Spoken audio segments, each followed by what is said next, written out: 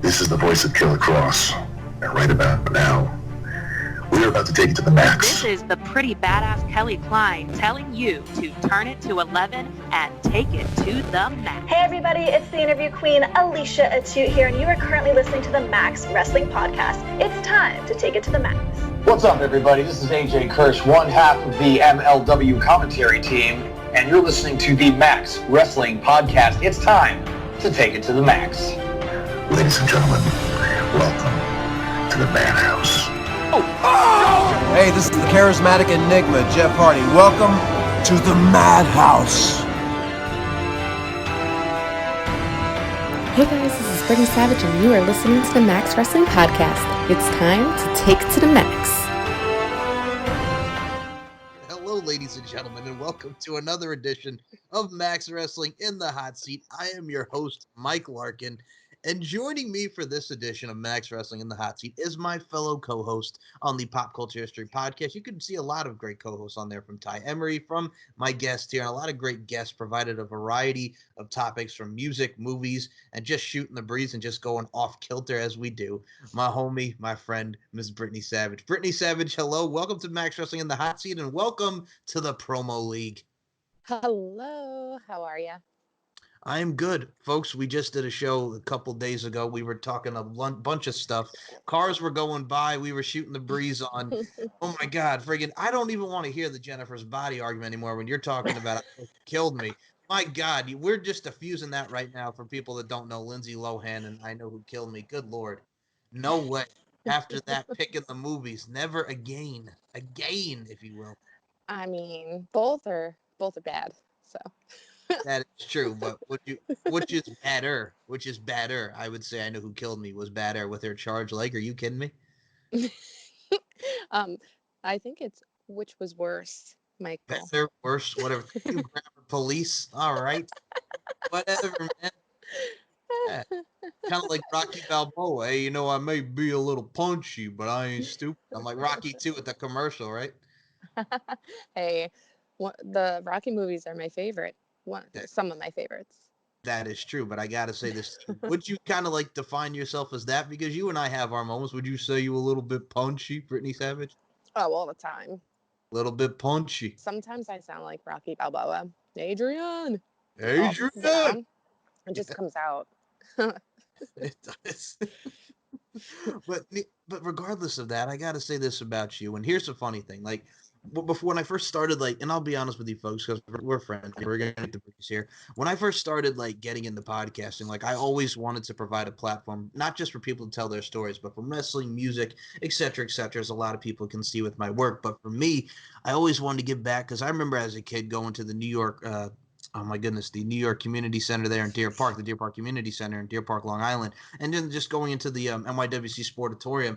Like, for me, going there on the weekends and seeing people like yourself, like Mega, like Apollyon, like Nikki Adams, like so many people from the NYWC days, like that was my childhood right there. So if you were to tell me I was to interview people like yourself and many more, I would have told you were nuts. But I'm glad that I pursued the career that we have, and basically just to say, I'm glad that we connected through these platforms. Yes, for sure. And that's the thing too, because like when I first interviewed you, and here's what's funny about that, because it's kind of like what we do with our shows, because like most of that was wrestling talk, but then once I say something like the Backstreet Boys, it kind of goes into like a 20-minute conversation about the Backstreet Boys. Of course. That's what's great about it, though, just because, and here's the thing, like, growing up as a youngin', and I told you this, like, when I had I'm not ashamed to admit it, people, because, you know, it's popular culture.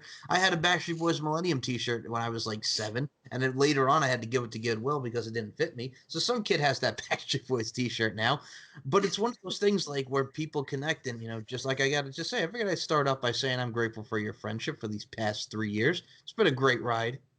Thank you. Same here. It definitely has been. You're welcome. And don't think I didn't see that. But here's the thing, people. I love, you know, birthday wishes, and I love just interacting. I love overall interactions and continuity, and family is key with me. Same with all my Promo League family and what have you. You know, you get to meet a lot of great people in this world. You, Miss Happy Birthday to my favorite male podcaster. I appreciated that tweet. That was very nice. I wasn't out expecting that verbiage, but I appreciated that. Of course, you're welcome. I mean, it takes 2 seconds to wish somebody a happy birthday. So if you're that little percentage that's not wishing anybody a happy birthday, especially right now during this time frame, you should probably unfriend that person. Absolutely. because you're not a true friend. Not. I mean, if you don't get the Facebook happy birthdays, I mean, for those that'll tell you, my graduates in 2010, I used to do that. Like, what's 2 seconds just to write happy birthday, or even DM them happy birthday? You know, you never know what that person's going through. So a little acknowledgement, a little verbiage, a little sentiment never hurts anybody. Yeah, even if you miss that person's birthday, it still pops up and says that it's a belated. So, hey, even a belated is fine. I mean, I try to go out of my way, write it on Facebook, I'll write it on Twitter as much as I possibly can, and then texting and stuff like that. So, you know, Like it doesn't take much. See, I even said this to you in Messenger, man. Same mind, same grind. We are on that wavelength, and I love that. I love that passion about you. So, anyway, besides the fact you're welcome, besides putting over your overall greatness that you are, let's talk about this here because, man, I'm so happy that you're involved in the promo league. Now, if you look at the current rankings in the promo league, they are as follows. Well, we got the champion, the Demoness, who is current champion, and the people that are in the promo league right now. Current rankings: number 1 is former promo champion Mr. RWT Kingpin Amir Blackman Costello. The current reigning knowledge champion Mr. Moses Marquez. Travis the Walker Anderson is in 3rd. Coriel Coulter, aka Cypher, is in 4th. Mike Jolly's in 5th. Brittney Savage, you are in 6th. Phoenix is in 7th, and 8 is Ted P. De Niro. So thoughts of being in at number 6 in the rankings, even though we have not seen action from you in the promo. I was just about to say, I'll take whatever. Even if I wasn't on it, that's fine because I haven't had an opportunity to do anything yet. But I think it's pretty cool that I'm 6th. Hopefully I can eventually be higher once I do get a promo out there. I'm just waiting on my challenge. So whoever wants to challenge me first, bring it on. I'm ready. Yes, you are like the old bring it on, like dare I say Kirsten Dunst, ready to bring it on, ready to get your cheer on. Well, here's the thing about That's you. right. I've seen I've seen you cut a lot of serious promos. I've seen you cut a lot of fun promos. And here's the thing. Like, I always enjoyed the heel, like Mean Girl, my shit don't stink kind of deal. And I've always enjoyed that about your promos because it's very easily, hateable, but you're also doing your job for being hated, right?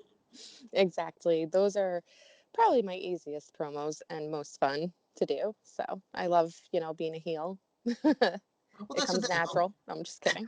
Well, I was about to say, is it that kind of you turn with the volume way up?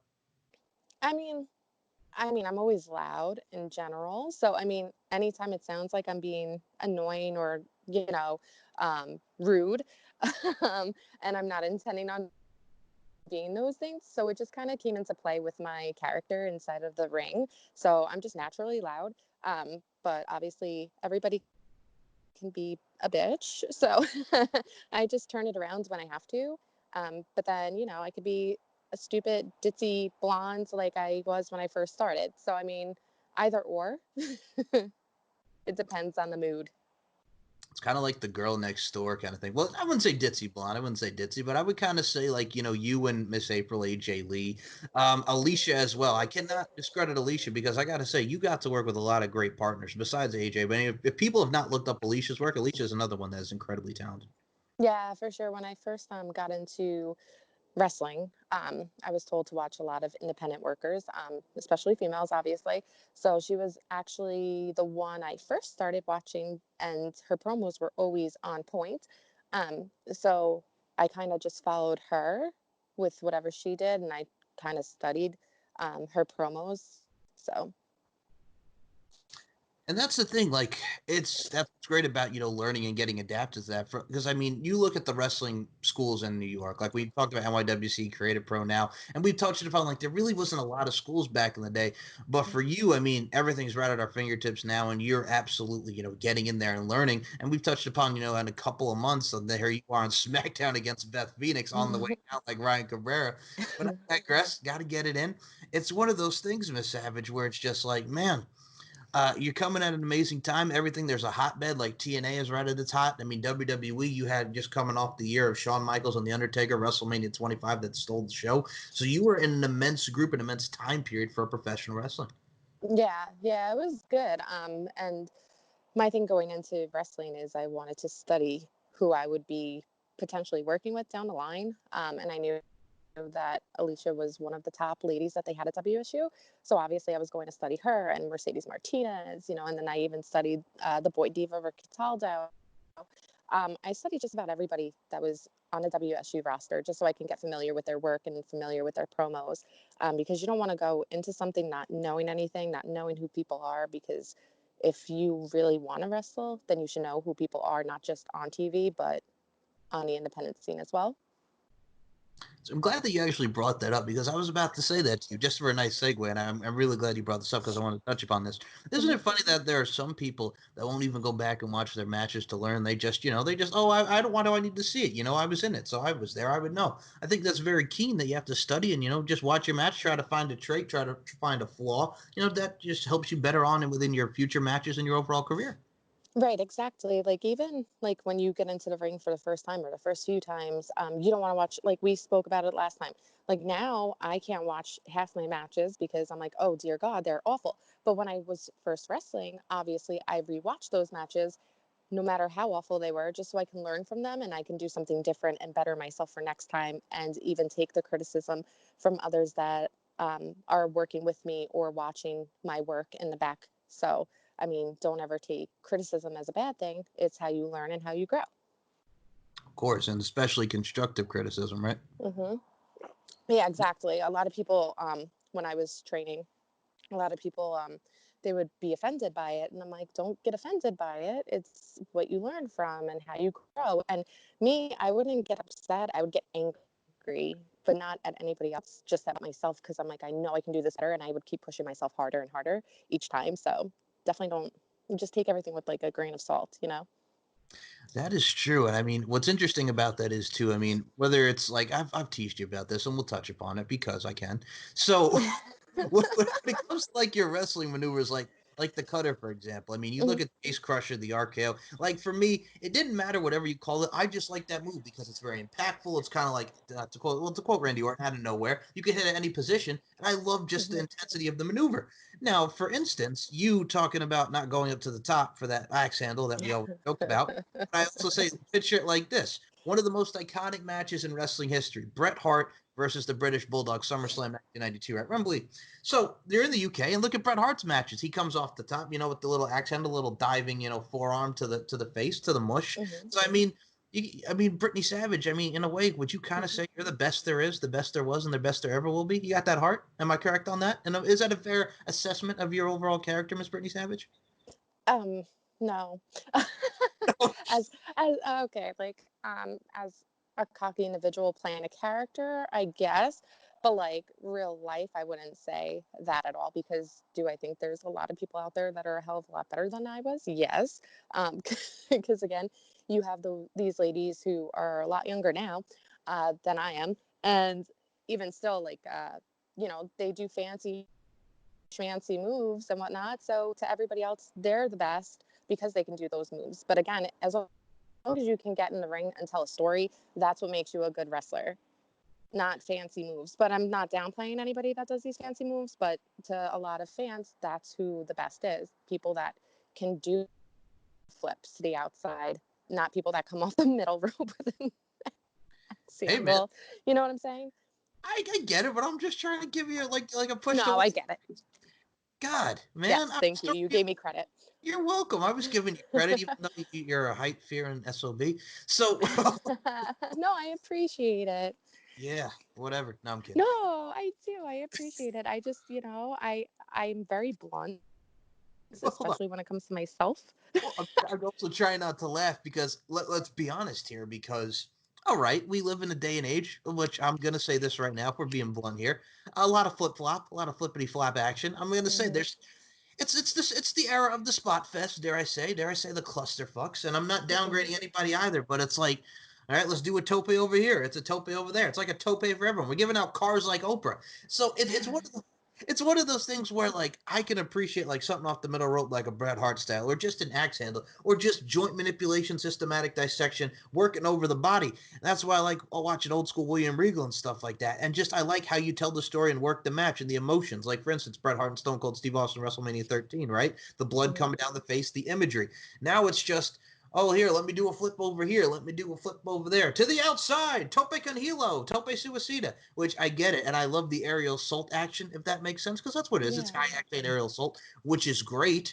But it's just like, you know what I'm saying? It's kind of much at times. Yeah, don't get me wrong. I love stuff like that, like the lucha and all that stuff. I love it. But from like an actual like wrestling perspective, you're not gonna do all these flip-flops after somebody just wails on you for 20 minutes straight. You're not gonna get up and start flipping around and stuff. If you're in a real, you're not gonna move like that. Of course. That's how my mind works inside of wrestling. Oh no, I understand. I mean, it's kind of like where I would listen to like Stone Cold Steve Austin now. Stone Cold Steve Austin being the true vet that he is, right? Mm-hmm. So I look at it like this: like when he's having a conversation with like Jake the Snake Roberts, and look at Jake the Snake Roberts right now in AEW with Lance Hoyt, right? When you think of Jake Roberts, what do you think of? The innovator of the DDT, Mm-hmm. you know, the man of the DDT. Now, when you knew when Jake the Snake Roberts hit that DDT, you knew the match was over, right? You knew it was done. Yep, unless the person's foot was super close towards the rope, or their hands, you know. Ring awareness over here, Savage. Mm-hmm. Absolutely. But it's one of those things now where it's like used as a traditional, and it kind of also goes back to the super kick and not downplaying like, you know, two young bucks out there. I'm just saying, like, super kick party, it's great, but it's like when you saw Shawn Michaels, for example, hit the sweet chin music, you knew it was over, if that makes sense. Right. And I always think to his match with Ric Flair, like when he and Ric Flair were in the match together.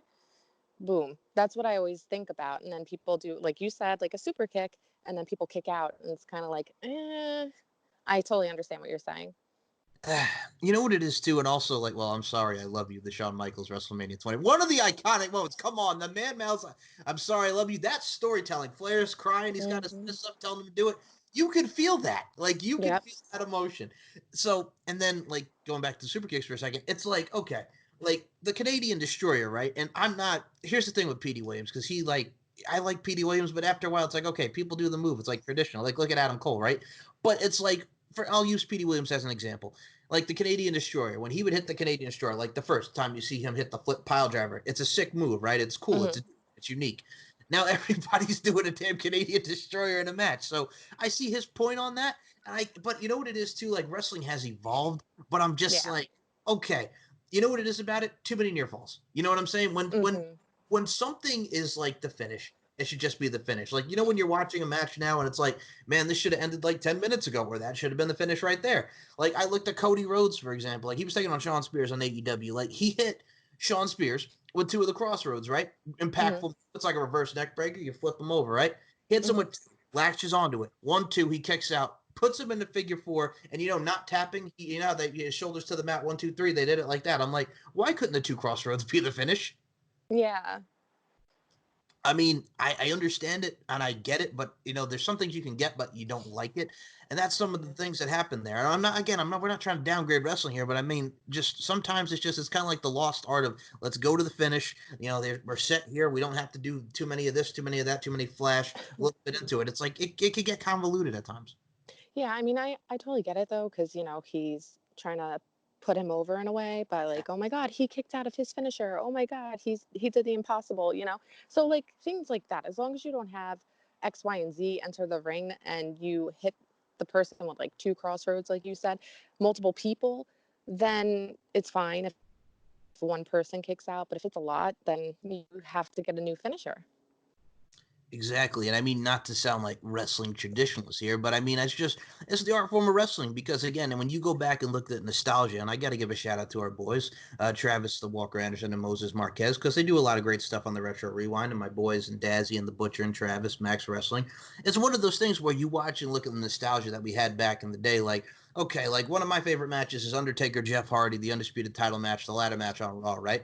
Like Jeff Hardy's the ultimate underdog. You know, he's coming from behind. He's hitting him with a chair. He's doing these moves. He is weakening the Undertaker. Undertaker is pounding the snot out of him. Then he gets that hope. There's that iconic JR call, climb the ladder, kid. You'll make yourself famous. And then Undertaker hits him with the chair, choke slam. And then there's the mutual respect after the match. Well, after he gives him the last ride and just shows Jeff's intestinal fortitude. Like, that's storytelling to me right there. You know what I'm saying?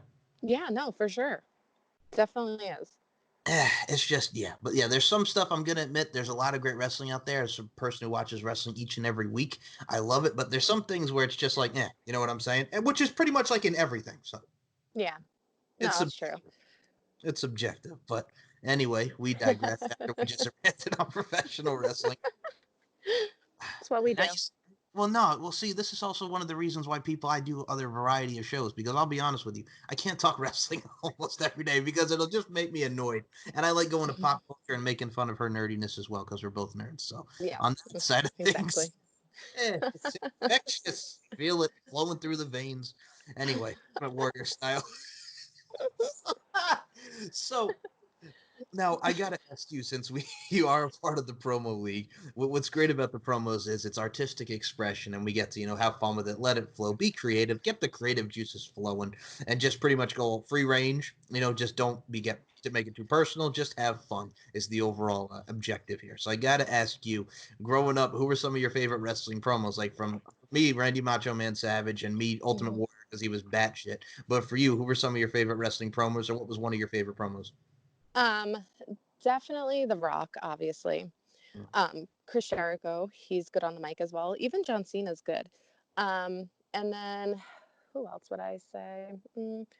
Let me think.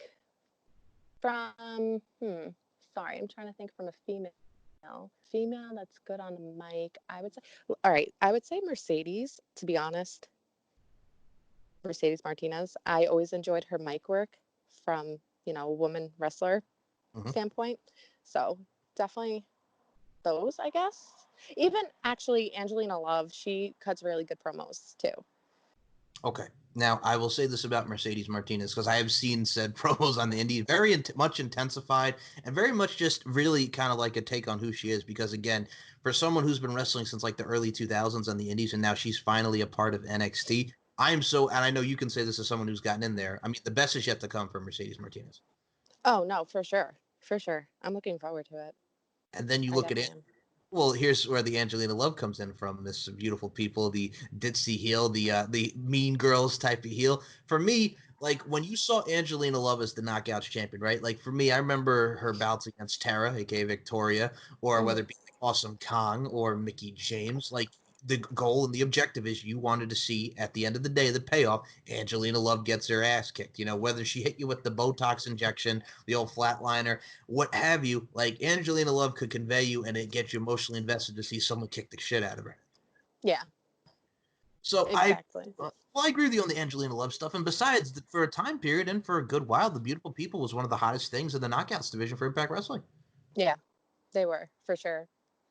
And then you also look at, like, for instance, The Rock. Like, I love The Rock. Rudy Poo Candy Ass, Know Your Roll, Shut Your Mouth. Like, him and Stone Cold Steve Austin, Triple H. It makes you laugh, but he also makes you emotionally invested. Because here's the thing. He could be funny, and he can also be serious. Yeah, exactly. And then the last That's what one. I liked about him. Me too. And the last one I got to mention is John Cena. Okay. So people are probably going to be like, John Cena, great promo. He is. Here's the thing. People say what they will about John Cena, but he could turn it on. For instance, the Roman Reigns promo, any promo with Kurt Angle, like John could invest you in. He was great. And besides the fact that you've seen John Cena live, and do you want to tell that story? Oh, God. Good. Okay. Let's just say Brittney Savage loved some John Cena back in the day. Oh, I forgot about two people that I also think are good, but I'll finish when you're done with Cena. No problem. With John Cena, like when he first came in with Kurt Angle, the ruthless aggression.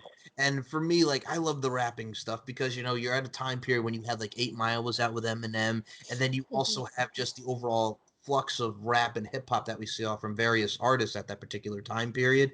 And for me, like the hustle, loyalty, respect, and never give up, it's good messages for the kids. And people say what they will about the kids aspect and the TV PG aspect. But for me, a lot of kids are buying that merchandise, and a lot of people wanted to be like John Cena, the work that he's done with Make-A-Wish. So, I mean, people say what they will about John, but he's transcended from wrestling to movies just like that.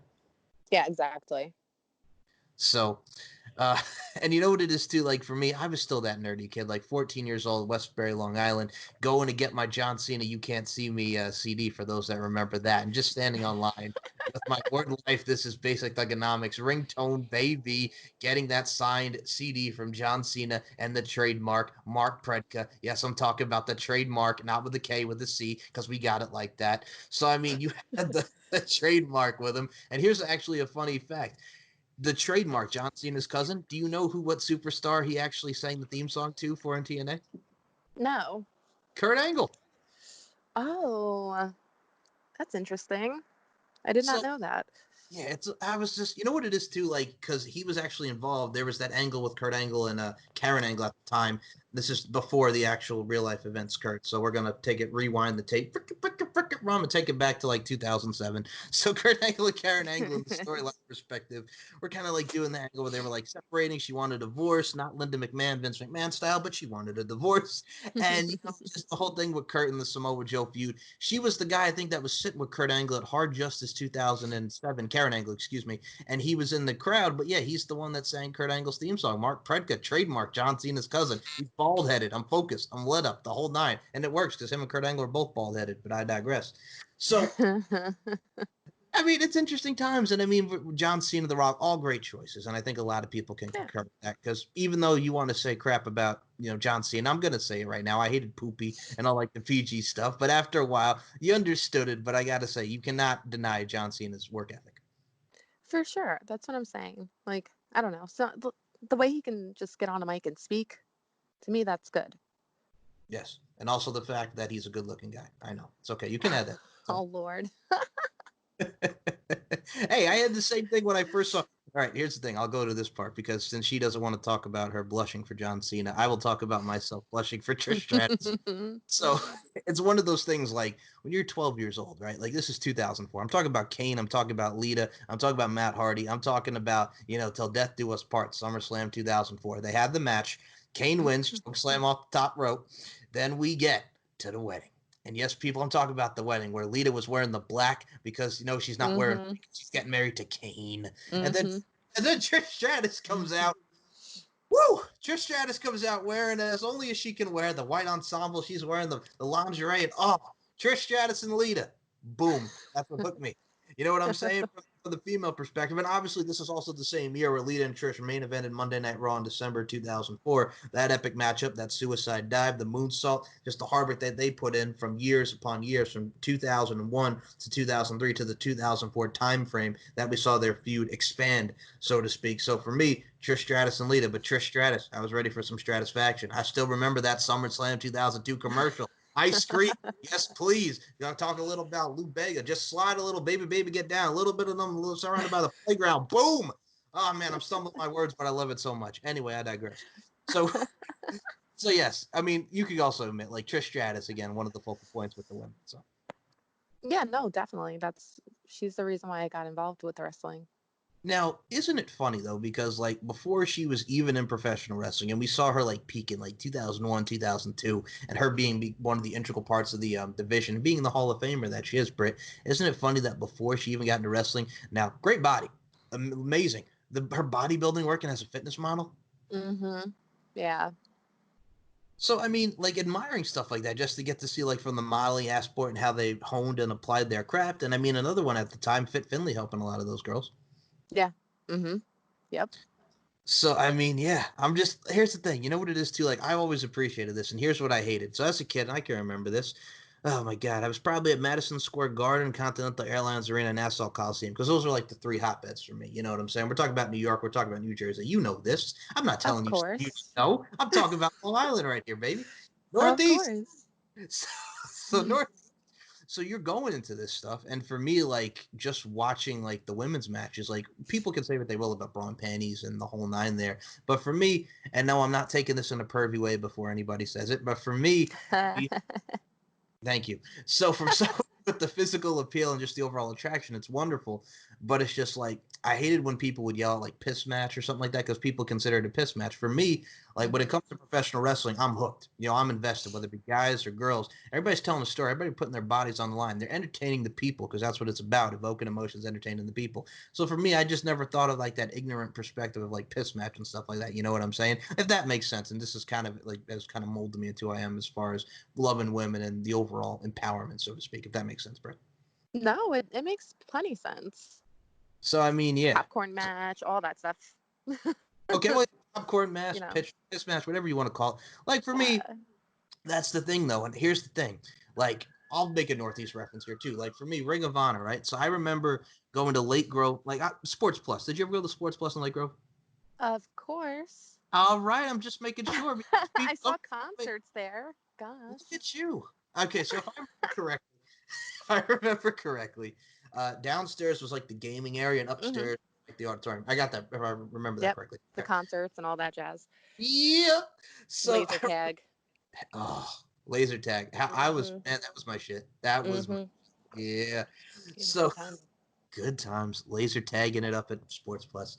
Anyway, good memory, great times, great memories aside, Cole Cabana. Let's talk about like wrestling from there. Like I remember going to see my first Ring of Honor show and watching Bryan Danielson, Daniel Bryan win the Ring of Honor title from James Gibson, Jamie Noble in 2005. Like for me, like going to Sports Plus and just seeing that, like that was great. But what I also loved about that, going back to the women's for a second, how this ties in and correlates, like watching Sarah Del Rey and Daisy Hayes and dare I say Rain, who now has a school in Florida, Oos Wrestling. By the way, another talent. Hawaii. Oh, what I say? Florida. I said Florida? My bad. Yeah, Hawaii. it's okay. She lived there for a long time, so. All right. My bad. I fled. Hawaii. It's okay. Anywho, back to Rain. Who's wrestling? Florida, what have you. Hawaii. Now, back to Rain. So I remember her tenure in Ring of Honor doing stuff against like Daisy Hayes and Sarah Del Rey, who I mentioned. So I remember seeing those girls. I remember seeing, I think, oh my goodness, what's her face was around there too. I remember Rain. I remember Daisy Hayes. I remember Sarah Del Rey. But those were Rain like of Fire. Thank you. Like some of the mainstays around that time period, and like the Shimmer. And I loved how they incorporated that because Dave Prazak, who was the guy behind that, was also an announcer from Ring of Honor. You could correct me because this was like 16 years ago. So, yeah, no, you're correct. Okay, so I'm trying to like reflect and just remember this at this time, like because like there was but the point I'm trying to make here is they gave him time because watching those girls wrestle, like if you watch Sarah Del Rey and Daisy Hayes, I don't even care how many times that they ran that damn match. Each and every time you would be emotionally invested, you would be hooked because they weren't getting like the 4 minutes that you would see on like a Raw or SmackDown or a pay-per-view. They let these girls apply and hone their craft. So I mean, that's really what did it for me. I was hooked with Shimmer. Yeah, no, I totally agree. You have like your Shimmer, you had Shine, and then you had WSU. You had all these women's promotions that allowed that and helped pave the way. And now WWE is giving their girls more time. Hell, girls are even doing the main events. So, Exactly. And then from the WrestleMania perspective, Evolution having their own pay-per-views, I totally understand that. And here's what's funny, since I pulled it up on my thing. You actually look, and I'm going to say this to people because we were talking about wrestling schools. Look at Oos Wrestling that they have in Hawaii. With Rain. For me, watching her doing her thing as Peyton Banks. Now, for you as someone who has been in there and who is associated and knows what Rain could do inside and out, for you, how awesome is that to see her owning her own wrestling school and being a part owner in that school and teaching the next generation? Oh, I'm super happy for her. Rain has always been somebody who's been very sweet to me since day one. We wrestled, I think it was only like once, but she gave me my first chair shot. So, but she's honestly a sweet person. She went through a lot of stuff. She was in a horrible car accident. And for somebody who had gone through that much hell and able to do what she's doing now, I give her a lot of props and I'm very happy for her. And I'm happy that she's running her own school because she has a hell of a brain for the wrestling industry, especially for women. So if anybody is in the Hawaii area or, somebody happens to go to Hawaii, I would definitely recommend checking out her school because you can learn a lot from her. Now, I'm going to say this about Hawaii because here's what's interested me about that. Because when I had Rain on the Mike with Mike series, like what intrigued me about it is like out of all the places, and personally, dare I say paradise, Hawaii. Like how can you get any better than that, Exactly. And I know that she has like Sumi Sakai. So she goes down there and Sumi is amazing. Another sweetheart. And she is such a great worker. Here's the thing, and a lot of people don't even realize because for those that are like new to like Ring of Honor, and you see Sumi Sakai there, being the Women of Honor champion and seeing her work there, a lot of people don't even realize she's been like wrestling for like 20 plus years now, right? Like she started in like the 90s. For a long time. She's been around for a long time. I had the pleasure of having a match with Sumi, and it was so much fun. Oh, she's such a sweetheart. She's great. By the That's way, somebody I would like to. I mean, she's doing her thing in Ring of Honor, but eventually down the road, I would love to see her somewhere else, like, just so she can kind of expand where she is. But she doesn't need it. But I mean, it would be great. Oh, of course. And for me, like her matches that she had with Kelly Klein and being involved in that Women of Honor tournament, just being involved with like Madison Square Garden, like the first time Ring of Honor going to Madison Square Garden, huge. Besides, you know, the WWE and New Japan being involved there. Like for me, Sumi Sakai, you can't get better than that, you know? And I mean, so many girls that have that tutelage and just have that knowledge, like you got to absorb it like a sponge. Yeah, no, she can work. That girl, not even girl, she's, you know, she's, Woman. I want to say my age, a little older than me. I think she's older than me. She can still go. Ah, man, here's the thing. Don't even talk about me about age because I'll talk to you about age in a second here. So what? No, but you know what I'm saying? Like compared I to know what you're saying. us, compared to like girls who are in their 20s, just starting out, hell, even like 18, you know what I'm saying? Like fresh meat, I guess you can call it. You know, they're so young. Fresh meat. Fresh meat, because they're so young still, you know? And then like her and I mean, not me, because I don't do it anymore, but like her, she's been around for a while, like a long time. So, I mean, for somebody who's been around for a long time, you would think that they wouldn't be able to go as well, but she can do it. You know what it's like too. First and foremost, just had to reflect because oh my god, Sumi Sakai is 48 years old.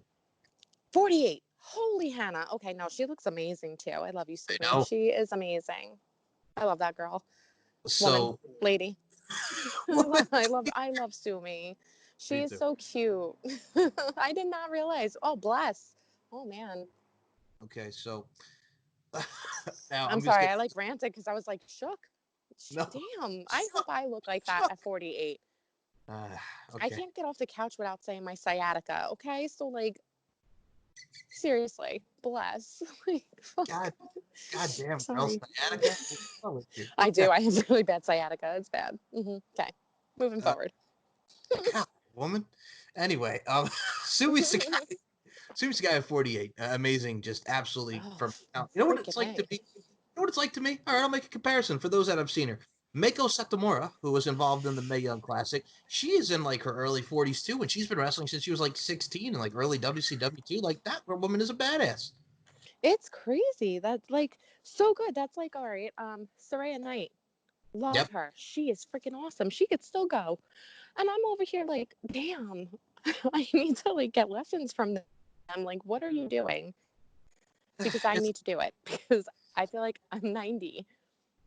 well, all right. Now, okay, going back to you're making still I'm still laughing at the Sumi comment. So it's one of those things like you mentioned Saraya Knight, like coming from the wrestling family, Paige's mother, you know, the Knight family in the United Kingdom. That woman, again, like you mentioned, in her 40s, like I know an older woman, but still, you wouldn't even tell because she's such a badass and kills it. Like here's the thing, Yep. and I'll actually tie this into your career, ma'am, because I saw a match with her and Sue Young, who you've had the pleasure of working with. So I watched the match of her and Sue Young on Rise of the Knockouts for Twitch special that Impact was doing. They had like a Falls Count Anywhere match. Oh, it was great, like a hell of a brawl. Sue Young kind of like hung her, like the whole noose kind of deal. Like it was amazing. Yeah, they did amazing work at Shine together. Like amazing. So good. And that's the thing too. Now, since you actually just kind of segued again before we get into our hilarity and our Sorry. I do that but a lot. no, don't even worry, girl. I think people can tell. I think people can tell because we kind of have a little bit of short attention of Yep. spans. I think That we also. ADD. I do too. So don't even worry about it. Concerta. People will tell you. I always tell people about that. I was on Concerta in 9th grade for my ADD. So don't even worry about it. I'm Yeah. right there with you. Mine So, was never confirmed by a doctor, and I'm like, I don't need a doctor to tell me I have ADD because I just know. man, It's fine.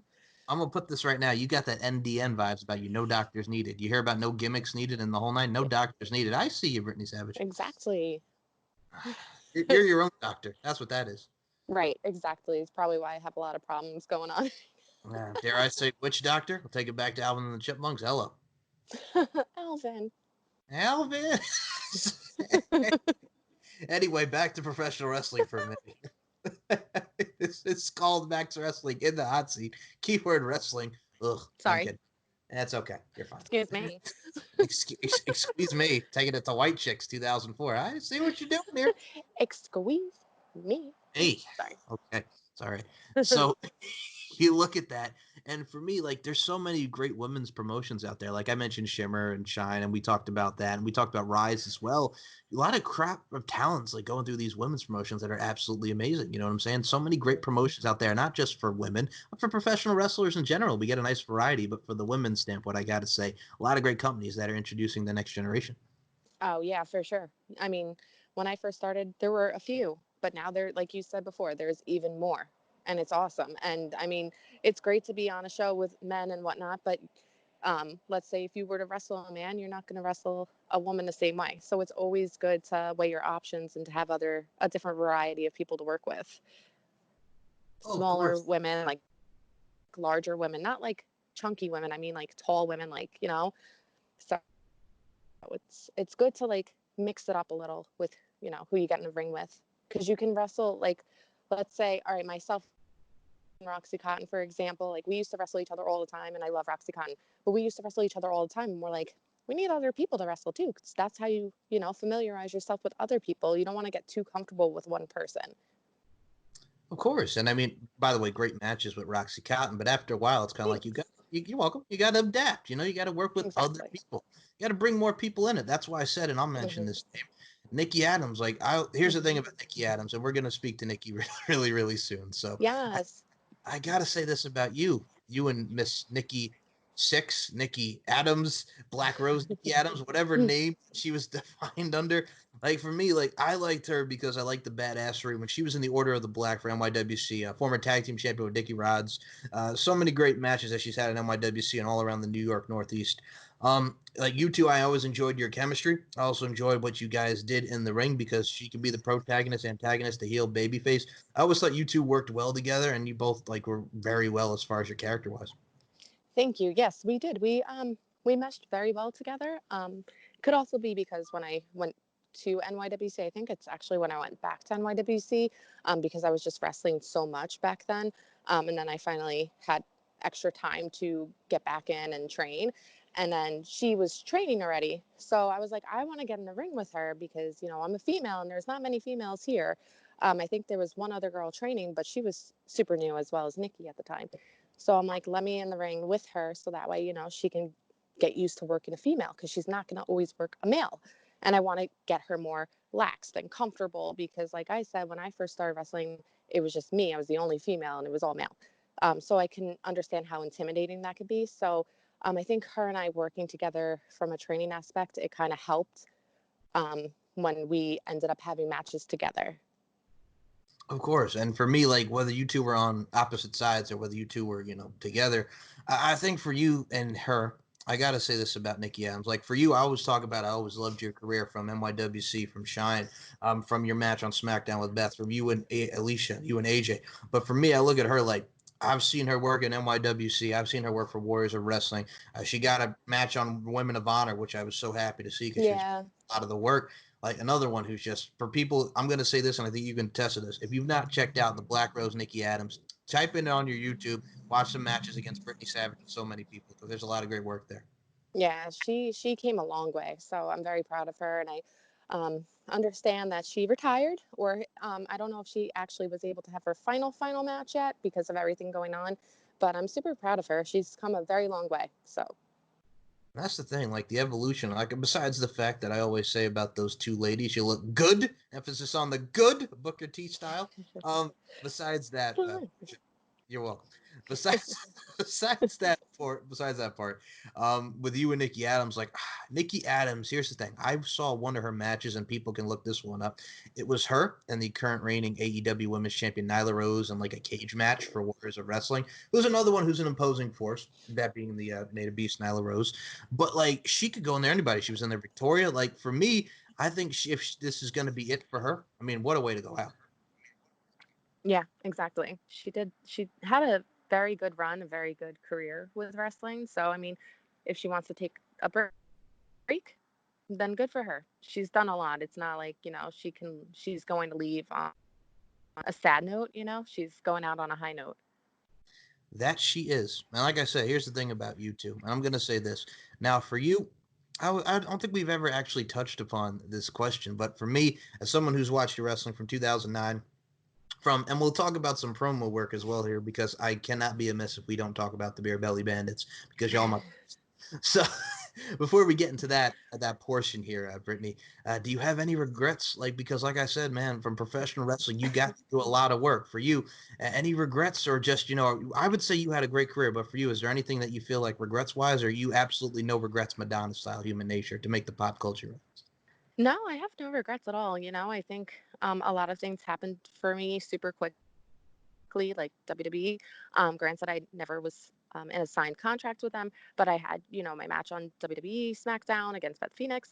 And then not long after that, I ended up being a part of a movie for Chiller TV, which was cool. I got to play a pregnant zombie. That was very interesting. So that was very fun. And then, shortly after that, I ended up signing a contract with Lucha Libre USA. Unfortunately, I had to part my ways because my ex-fiance at the time did not really want me traveling without him. So, that's the only regret I had as far as that goes, but not really so much of a regret because I had a lot of other doors open with stuff. So, I mean, I'm pretty satisfied. I got to say this just because, and I think a lot of people don't realize, whether it's, all right, now here's the thing about you, because I've seen like NYWC. I got to say this about you, Brittney Savage. You have words. I'm going to say this about another guy. Shout out to the Greek guy, Papa Don. I'm going to say this right now. Rest in peace to the great Crusher Dugan, because you have minds there. And I also include you in that because you have people like yourself, many seminars, many classes. You have the tutelage and you have the knowledge to pass on to the next generation. So for that front, I got to say you're an asset, because it's not just in the ring, but behind the scenes, outside the ring. You got a lot to give. Thank you. I think if I was to do anything with wrestling, it would not be to get myself inside of a ring anymore. It would definitely be, to have a part in booking, like just storylines. That's something I've always had an interest in, especially because I feel like I can help people tell a story with the way that they can move in the ring. I'm a better storyteller than I am a worker. So that is something that I would definitely be interested in doing if it ever happens. But if not, it's fine. I have my daughter. I have a lot of things going for me right now that I'm trying for. So, I mean, if it doesn't happen, it doesn't happen. I'm still satisfied. Beautifully said. And I got to say this, people, if you heard like a little bada boom with that there, here's the thing. Because I'm You're so, wrestling your microphone or something? no microphone this time. Oh my God. So on the last two pop culture history episodes ago, SoundCloud.com, that's MC Larkin 92. You check it out there. I was so hyped. We were talking about professional wrestling, and then I accidentally knocked my speaker. That, my friends, here's the thing. My mom's very OCD in a way, and I love my mother to death, and I'm kind of like this too, because you have like a nice cold beverage, and you don't want to get it all messy all over your desk. You got a nice little coaster on there. You know what I'm saying, Britt? The coasters. I'm not talking about the group. I'm talking about coasters. The coaster. Right? The coaster. Coasters. The coasters. So put a little nice coaster under there, man, and hey. So anyway, besides that coaster rant there, What are you drinking though, Michael? Water? Water. Water, yes, you know me. I got me my water, and I got me a Diet Sun Kiss right next to that. And quite I just say, I enjoy me some pop. About to drink me some pop right now as we are speaking. Mm-hmm. Intrigue. I'm having a lovely Mike's Hard lemonade. Oh wait, no, sorry, I stand corrected. Mike's Hard pineapple strawberry. Nice. Yeah. Nice drinks. Ooh, Okay. ooh, sorry, weird bug. Sorry. Okay. It's that time where the bugs are out, Yeah, man. They're back. If you listen to the old shows, man, bugs in cars. Man, the last one we had that badass car, man. Here's the thing. Andre Corby, I love you because he's going to put this on wrestlingwithwrestling.com and worldwide. So Andre's going to put this on the website. And Andre loved this because he listens back and he's like, yo, you guys have such great chemistry. I'm like, yes, even when cars go by and all this, we still have fun banters, which is hilarious. We play off it. Yeah, but are you even outside right now? Like, well, obviously you are bugs, but what the hell happened this time with your buggage? So it was just like a extremely large moth that was like on steroids or something. What? It must have heard all the wrestling talk and it injected itself. No, I'm just kidding. I'm totally kidding. I gotta make a joke. No, it was like really, it was a super large moth, and I don't know. So I have the light on, right? And I can see shadows on the grass, and I thought a bat was coming at me just now. And with the coronavirus, I get nervous even more so when I see a bat. So I'm sorry, just the coronavirus. Brodus Clay's name in TNA was Coronavirus. the coronavirus. Brodus Clay's name in TNA was Tyrus. Oh, anyway. Oh, Hey, the rhyme look at is. that. See, you were a fan of John Cena. Look at you. Mm. And 8 Mile. Word life. This is basic thugonomics. You getting it, Rabbit. Ward, I think you were a little too hard on the Beaver. Wally and Miss Cleaver. Boom. There you go. 8 Mile Road. Have that soundtrack still to this day. One of my favorites. I love that movie. I only like the movie. Sorry, we're so off topic, but I only like that film because of his rapping. I didn't like everything else in that movie, just the rapping part. Hold on. So you didn't like Cheddar Bob shooting himself in the dick? Oh, poor Cheddar Bob. Poor Cheddar Bob. And all I could think of his facial expression when Eminem says it. Yep. Great part. That's yes. It is facial expressions. That's the thing too. Facial expressions with wrestling. Those, you don't even need to work that hard as long as your face tells a story. I like how you came back with that wrestling because yes, exactly. See? Like Shawn Segue. Michaels. Segue. Shawn Michaels, one of the best in selling. A lot of people say that with Shawn Michaels, like you could convey like when he obviously when he hurt his back at WrestleMania 14 in pain because he broke his back, but watch the way Shawn Michaels sells. Yep. No, I agree. He's a great seller. And from female perspective, with facial expressions, Stephanie McMahon. Now you see, okay. Now here's the thing that I have always wanted to say: you have not made it in the WWE if you've not gotten either yelled at by Stephanie McMahon on camera or the slap, the $1 billion slap. Because he hits hard. Like I'll be honest with you, you want to see Stephanie. Well, obviously she's a McMahon, but you want to see Stephanie get her butt kicked, and you want to see the payoff of her getting humiliated. So right on par with that. Of course, she has to get the slap in. That's what she does, and she always makes it look so good. Now, going back to just for a second here, because we were talking about promos earlier, so I wanted to just touch base on this since we've been segueing a lot and talking about bugs. I'm still waiting for that damn car to pass by. So we're talking a lot and we're shooting the breeze as we do. Man, I gotta say this, Beer Belly Bandits, because a lot of people don't realize. So you can take that accent that you had, what in tarnation that you did so nicely. Thank you kindly. There was a time you had an accent for a little bit, and it's still some funny work. I will be damned if that Randy Summers said that you ain't no Britney Spears, Miss Brittney Savage. So some of the best promo work was from Take It Deep, Mr. Bo Pritchard, Mr. Kaysen, Mr. Spider, Brittney Savage. People, go back and watch not just matches because, again, hilarity, entertainment, I'm invested. Watch the promos of the Beer Belly Bandits. It's amazing. Oh, my God. Yeah, they're great. Which one would you say was one that really was a favorite of yours? Like for me, each and every one was different. Like watching Kaysen pretty much sing "Livin' La Vida Loca" was hilarious because I got to say this, and I love JT. So Mr. Kaysen, his little movements. Sorry. Oh my God, that's okay. Yeah, go back and watch the videos. Go back and watch the videos. It's on Bo Pritchard's YouTube channel. So watching JT move to Livin' La Vida Loca, and you find a lot of great things about people, and this is why I love JT, because for a lot of people that don't know, JT and I went to the same high school, both graduates of East Islip High School.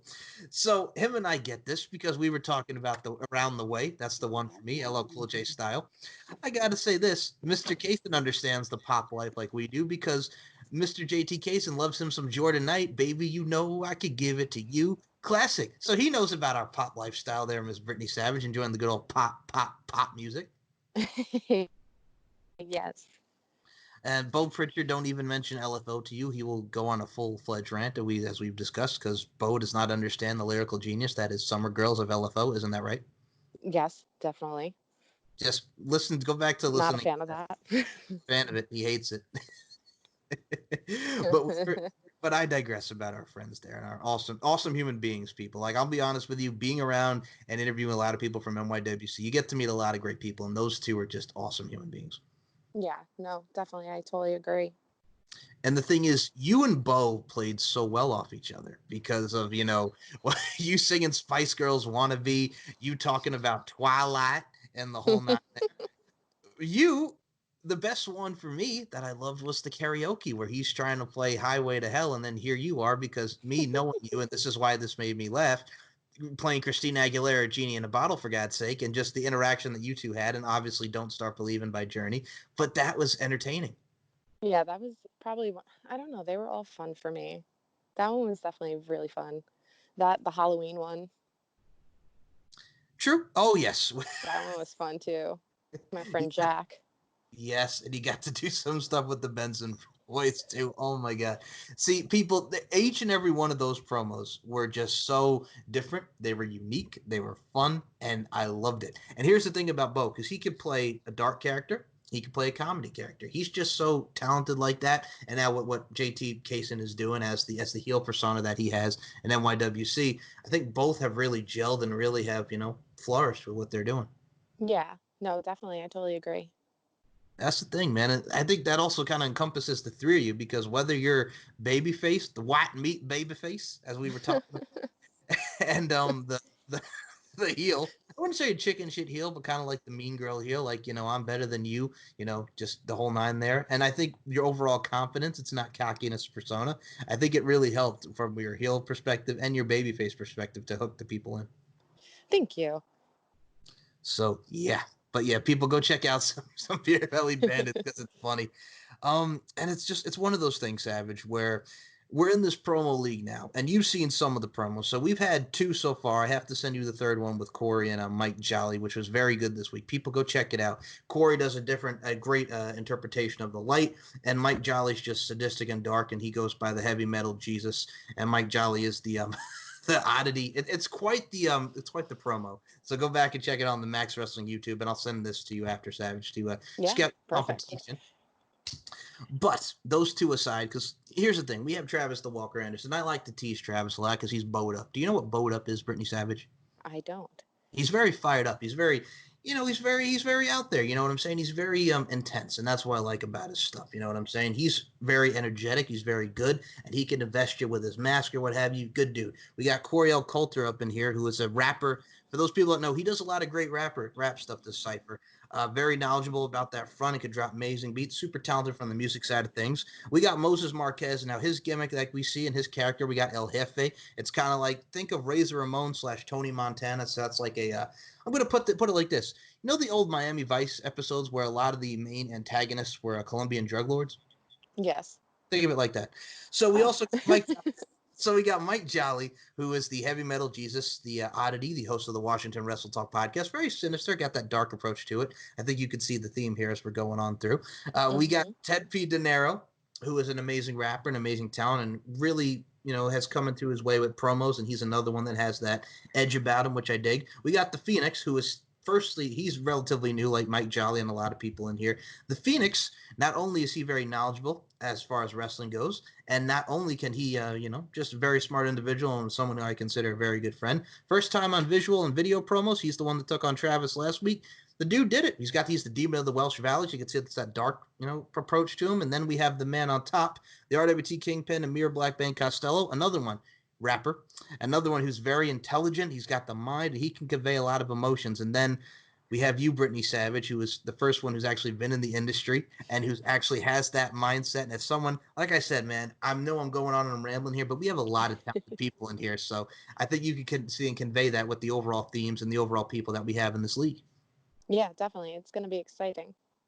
Now, for you, I got to say this because the Demoness is the current champion. The Demoness, I come to caress, I'm going to take your soul and I'll put you in a hole. She's the Demoness. So we got the Demoness.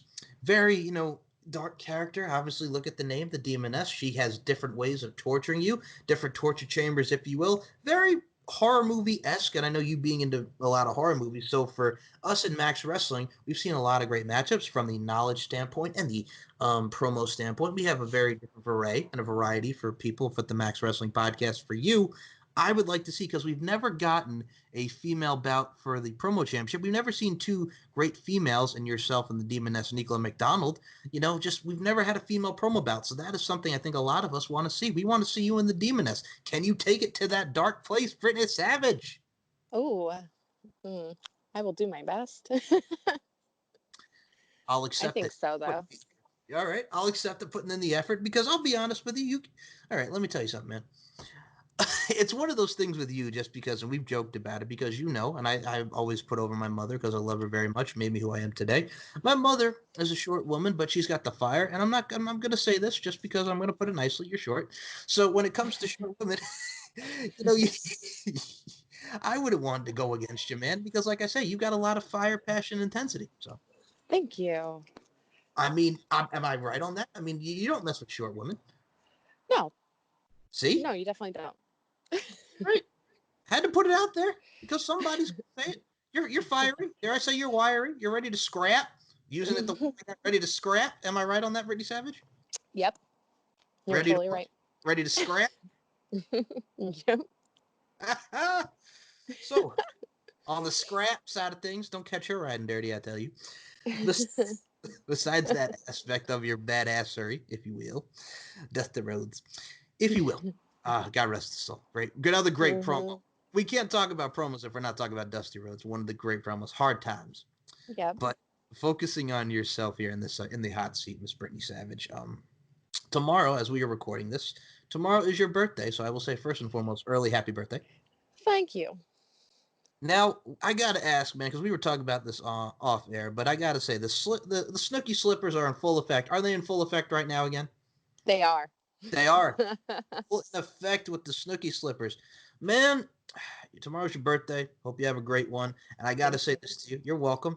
Your little cutie beauty of a daughter, little Brookie, just had a birthday not too long ago. I got to say this about you. People, besides the fact that you're an awesome mother, but you have the cutest daughter, and you are going to have a special day like I know she had a special day. So what can we expect for the birthday of Brittney Savage? What do we got going on? Tell people what's going on.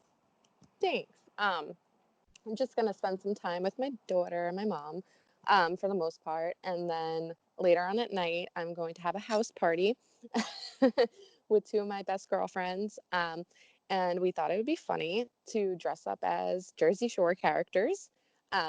So since I have my Snooki slippers and I have a black dress, I'm going to rock a poof. Not a spray tan because my tanner did not come in. So I'm going to be a pale version of Snooki. So it's gonna be a fun time. Okay. Man, I'm just gonna say this right now. Why didn't they pick you for the audition? Why didn't you just audition? Like, for real, I don't even care if you were blonde. Why? Just because your tan was on fleek. Like, you would have been great. Like, there's so many people I could have done with out on the Jersey Shore. Like, I would have loved to see Brittney Savage on Jersey Shore just rocking it. I could see you fist pumping, even though you can't dance worth a damn, as we've noted. And I'm not. I mean, can people who pump their fists really dance? I don't know. I think it's just a movement. I mean, I can do that. We got to talk about this since you segued to that. Again, another beautiful segue. All right. So, fist pumping, if you actually think of it, I always used to joke and say it's kind of like reverse masturbation, but you're just doing it up in the air, if that makes sense. Look, hey, what? I mean, come on. Like, I mean, people, come on. You know, if you think of just, I mean, come on. You know what I'm saying? That putting that image in people's heads, holy shit. But it's ridiculous, and it's not really moves. Like me, like I like to do a little something, little pop, lock, and drop it, little slide to the side, a little spin, almost like Michael Jackson style. Like Michael Jackson can dance. That is dancing. Yeah. But what the fuck? Because when I first saw it, I'm like, this is not dancing. This is just bullshit. You know what I'm saying? Not even bullshit. It was bullshit. Because all you do is pumping your fist and grinding on shit, and it's like, what? And it's just like, my God, this is like takes me back to my days of junior high. Well, it's like SpongeBob, make out reef. Good times, good times. Okay, now on a side note, when it came to junior high, did you guys have like with dances and prom stuff? Did you guys have like that spread, like where they had like spread? You have to be at this length distance when you're dancing and stuff. Was that the thing? No. No. What am I thinking? I wish it was a thing back in the day. No, there were people bumping and grinding. Ew. Bumping and grinding. Ew. So obviously, I was not the one that was doing that. I was watching. I'm like, what are you doing? Hey, man. I mean, when somebody puts on some Boys to Men, I'll make love to you. I mean, it gets popping. Dare I say, it gets popping, Brittney Savage. Put on some Casey and JoJo all my life indeed. Oh God. Somebody put on some, okay, this is going to be a rare reference, but somebody will get this. Put on some AZ Yet. Last night I was inside of you. I bet you were. After that dance. my Lancet. You're welcome. So, anyway. You're welcome. I'll be honest with you, man. Like, I didn't even go to either one of my proms or anything like that. Because it's not just because I didn't have a date before anybody says that. I didn't want to. There's nothing wrong with that. I mean, I went to my Exactly. junior prom. I went to my junior prom and I went to my prom. My junior prom, I went with nobody besides my girlfriends who had dates. Right. I think my junior prom, actually, my old friend ended up taking my ex-boyfriend. It was Whoa. very weird. Right? Whoa. Weird. They were friends, but it was weird. But he Hold ended on. up like going away. Hold on. Don't just stop right now before you get, thank you very much, Spice Girl style. Before you even move on with that story, how does that happen? Like, it was very weird. She took the boyfriend. Honestly, wait, no, that was my prom Oh. that happened. Sorry. Yeah, my prom. She took my ex-boyfriend. Okay. Mm-hmm. It was very But weird. even still, it was weird, especially the fact that we all got a party bus together. So, Oh man, the awkwardness. no, I was fine. Like everybody on there on the bus, they all had dates. I was the only one solo doloing at the time. And I was content because my friends, their people took off on and did their own thing.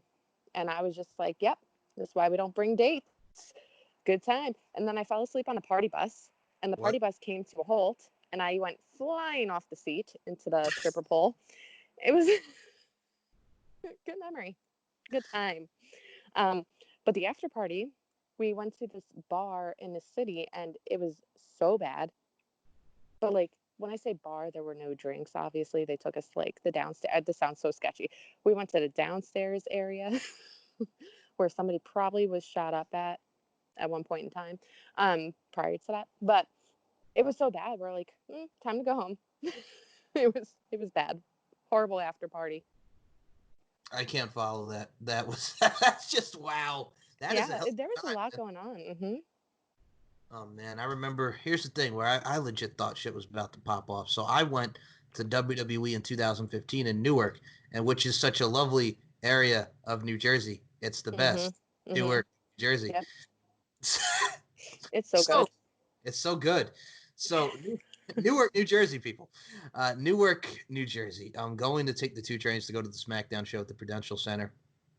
Oh man, being on those trains, man, where people are playing dice in the background and you thought shit was sketchy there. Oh my god, I legit thought I was gonna get shot or die because people were fighting. I just want to go see SmackDown, goddamn, and I want to see John Cena versus Kevin Owens for the United States title. I just want to see Roman Reigns and Bray Wyatt wrestle. I'm just trying to live peacefully, you know. I don't need no drama in my life, no more drama in my life, Mary J. Blige style. I'm just trying to live. I'm not gonna cry because I'm not Mary J. Blige style. I'm not gonna shed a tear, but I just want to live. That's all I'm saying, you know? But yeah, our crazy times aside. For um, real. Brittney Savage, like I said, it's always fun. It's always a pleasure. We have more pop culture shows coming, people. We mentioned the name on here, Nikki Adams coming on to talk some pop culture and shoot the breeze with Brittany on some of her wrestling days and just her wrestling each other and the overall tandem and just talk about overall professional wrestling work and pop culture, which is going to be fun. We got our girl Ella J, who will be on another edition of In the Hot Seat very soon of a Wrestling Gal podcast. Shout out to Ella J. So you and I are putting in the work, man. I mean, you got to put in the work these times. It's quarantine. You got to entertain the people. Mm-hmm. And I hope you guys have been entertained with our buck wild selves here on Max Wrestling in the Hot Seat. We threw you a little pop culture. We threw you a little professional wrestling. And we threw you a little bit of banter that we usually do on these shows. And we're sidetracked because we both have ADD and both of our noggins have been rocked. Fair to say? Fair assessment? Noggins rocking? Facts. Pop locking dropping? Yep. Yep. Oh. So, but besides that, I just want to say, and I truly mean this, first and foremost, like we mentioned, early happy birthday. I hope you have a great birthday. You're welcome. But folks, out of the past 3 years, I've gotten to know an amazing human being that is this woman. Besides the fact that we get along because we like a lot of pop culture stuff, pop music, Summer Jam 02, we were there, hands in the air like we don't care. Oh, yeah. But it's one of those things where you get to meet a lot of great people and be blessed with amazing friendships. And for that, I got to say thank you. You're welcome. Thank you. Thank you for putting up with me. Ha ha ha. Man, you're fine. And I said, I'll say this, I do infinity. I'll put up with this woman. Hell to the yeah. So anyway, you're welcome. I digress. Brittney Savage, Facebook, Twitter, not Facebook, I'm sorry, Twitter, Instagram. Here's the It's thing. okay.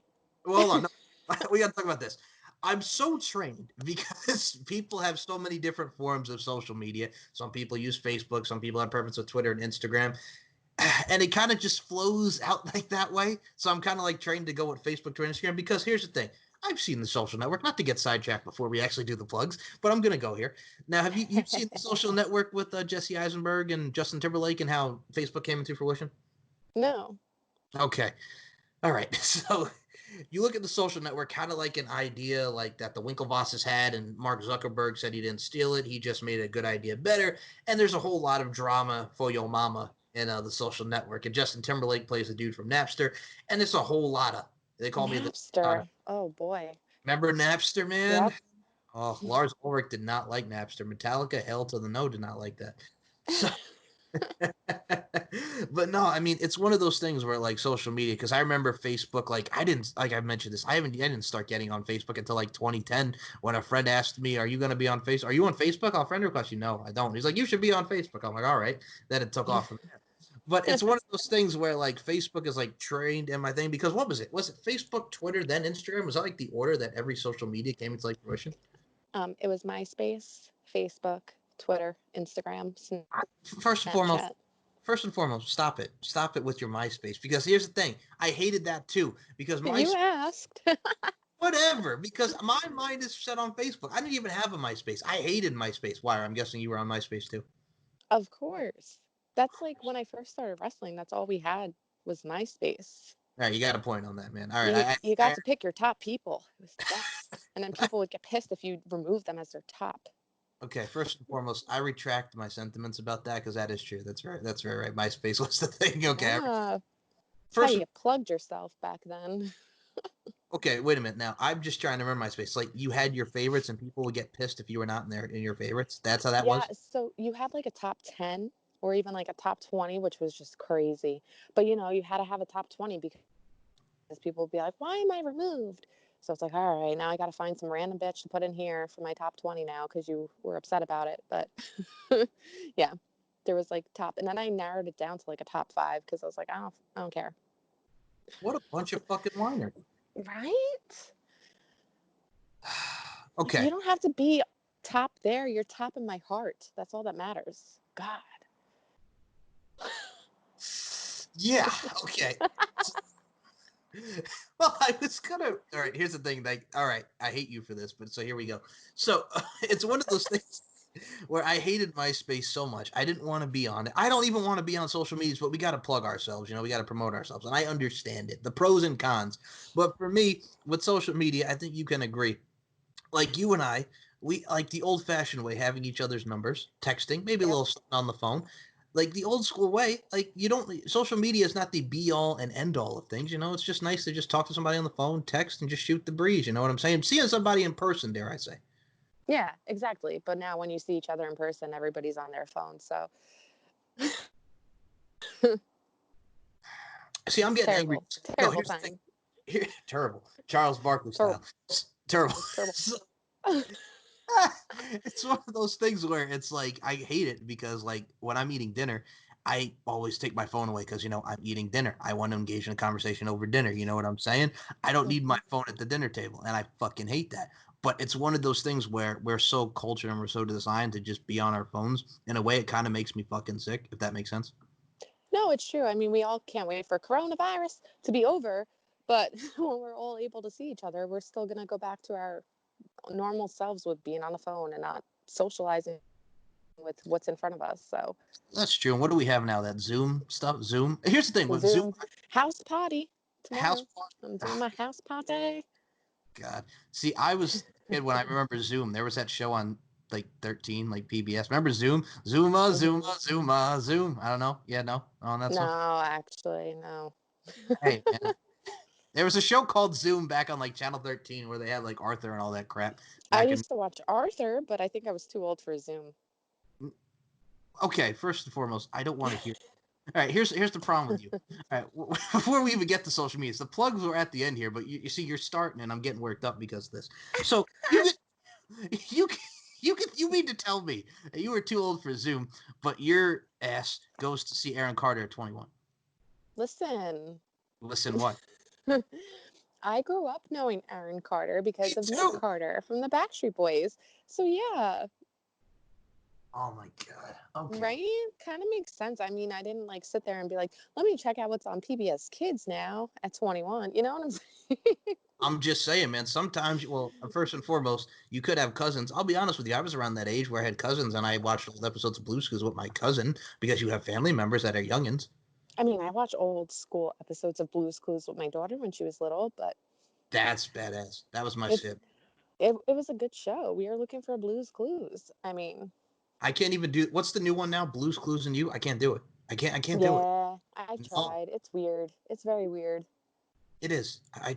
You know what it is? It's a technology. It's that goddamn technology because we're through like the phones and stuff and emails, and I get it, but it's just like, find a paw print. You know what I'm saying? We don't have to like, put it out there. Oh, we got the handy dandy notebook, but look at this. We got the notebook, and now it's a phone. It's an email. Look at me. No, it pisses me the fuck off. Anyway, Mm-hmm. that's what our society has come to. So anyway, I Yep. digress from my ranting self. Let's put in the Instagram, Brittney Savage. Let them know where they can find you. The Twitter is at the Brittney Sav, and the Instagram is at the Brittney Savage. And every now and then, when I reach a certain amount of followers, I give a follow back. So definitely follow me because I just recreated this Instagram, and I only had like 145, and it's not enough. But my personal one keeps getting all the friend requests, so just make sure you're requesting my public one, which is at the Brittney Savage, please, and thank you. It's a great page, the Brittney Savage on Instagram. We get to see a lot of old school photos and stuff with Mm-hmm. the boy diva Rick Cataldo, which deserves a shout out. WSU, Mm-hmm. amazing talent, flamboyance. Matter of Pride. Yes, entertainment does a lot of great work. Matter of Pride, where I'm going to say this right now, and a lot of people realize this, but not just the boy diva Rick Cataldo, the punk rock queen Jamie Senegal. We Yes. also had Sunny Kiss, who we now see on AEW. A lot of people came from that place fight. Yep. Yep. Eddie McQueen. Eddie McQueen, yes. Yeah. Matter of Pride, check it out on YouTube. They have the first, was it the first volume 1 and 2, and there's more than that, like full shows on there. Yeah. Maria Manic was on there as well. You know, see her on Ring of Honor. First and foremost, how amazing was that? Not to talk about what's going on now, but for Maria Manic, starting out as the blonde in CZW, she was with Maxwell Jacob Friedman, one MJF who is now on AEW. There's a lot of plugs here, but we're going to digress. We're talking about a lot of fun this year. Maria Manic, being the blonde that she was on CZW, just to see this absolute beast that she is on Ring of Honor with the man eater, the thing on her stomach there, she looks amazing. Yep. Yeah, she really does. Amazing talent. Support, and I'm going to say this, not just support professional wrestling, support your local indies. New York Wrestling Connection, Creative Pro, Jersey All Pro, WSU. I'm talking about Wrestle Pro. I'm talking about Northeast Wrestling. I'm talking about all over the place. Support your local indies. Mm-hmm. Brittney Savage knows. She knows. She's I know. You recognize. You know what it's all about. So I do. I do. Ooh, Kelvin. Ooh. I know, that's legit what I was thinking with your orange soda over there. I'm drinking it right now as I took a sip on that some bitch, man. So Brittney Savage, do you have any final words for the people of Max Wrestling Promo League, and do you have any final words for your fans? Let's start off with the Promo League first on that, because you got some hell of competition coming up your way, man. Ooh. I'm looking forward for my first challenge. I can't wait to see who challenges me first. And I definitely look forward to working with each and every single one of them. Do you have any final words for your supporters? Oh, sorry. Yes. Sorry. Can't forget. Still, just be safe.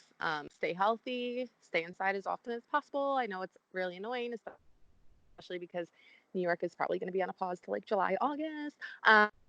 But don't take it out on anybody who is working in a grocery store. It's not their fault. They're doing the best that they can. It's not their fault they're not getting the shipment in. Don't be spraying people with Lysol. And again, just, be good citizens, be good people. So, to reiterate all right, I'm going to say this because I got to get it out of my system. Just for the president of the John Cena fan club over here, we have to protect ourselves, stay safe, and just people be healthy. You know what I'm saying? Don't be stupid in all seriousness. And I joke a lot with you, and I love to like bust your buttons as you do mine. That's what we do. But in all seriousness, what adhere to what Brittney Savage said, stay safe, be healthy, and just try to be positively proactive during these tough times. Yeah. So for Brittney Savage, my name is Mike Larkin. This concludes another edition of Max Wrestling in the Hot Seat. My buddy, my pal, the GOAT in my eyes, one of my favorite females, one of my favorite people in the world, Brittney Savage. Thank you so much for You're welcome. Bye, guys.